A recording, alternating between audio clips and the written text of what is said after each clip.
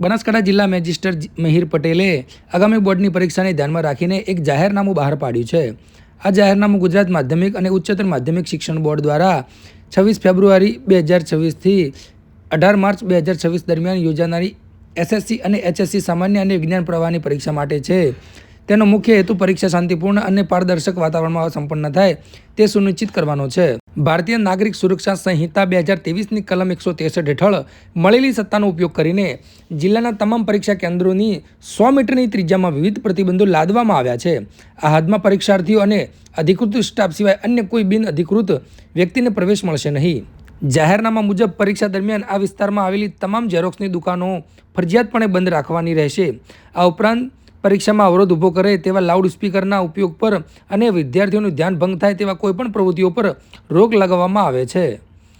ચોરી અટકાવવા માટે કડક પગલાં લેવામાં આવ્યા છે। કોઈપણ પ્રકારનું સાહિત્ય, નકલ પુસ્તકો, ઇલેક્ટ્રોનિક ઉપકરણો જેવા કે mobile phone, smart watch, pager કે વોકી ટોકીનો ઉપયોગ અને વહન પર સંપૂર્ણ પ્રતિબંધ મૂકવામાં આવ્યો છે। આ આદેશનો ભંગ કરનાર ઇસમ સામે ભારતીય ન્યાય સંહિતા 2023 કલમ 223 હેઠળ કાયદેસરની કાર્યવાહી અને શિક્ષા કરવામાં આવશે। પોલીસ વિભાગના હેડ કોન્સ્ટેબલથી લઈ ઉચ્ચ અધિકારી તેમજ પરીક્ષા સંચાલન સાથે જોડાયેલા તમામ સ્ટાફને આ અંગે ફરિયાદ નોંધાવવા માટે અધિકૃત કરવામાં આવ્યા છે।